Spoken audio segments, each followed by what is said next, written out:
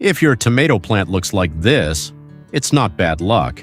It's one of 5 mistakes almost every beginner makes, and number 3 is the one that trips up even people who've been gardening for years. Let's fix your tomato plant right now. Mistake number 1, watering from above and soaking the leaves.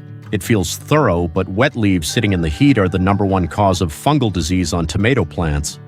Always aim the water at the base, right at the soil line. Mistake 2, not giving it enough sun.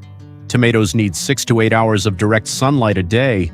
Anything less and you get a tall, thin, weak plant that struggles to fruit. Mistake 3, and this is the one that fools almost everyone.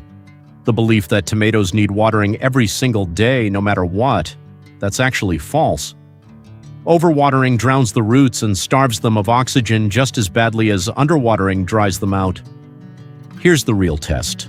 Push your finger 2 inches into the soil. If it's still damp, skip watering that day. Mistake 4. Cramming plants too close.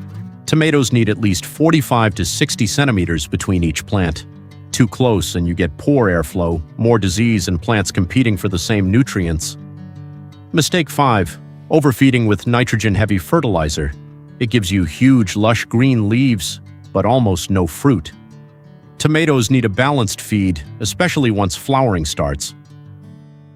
Do those 5 things, and your tomato plant turns around fast. Which mistake were you making? Drop the number 1 through 5 in the comments. I will read every single one.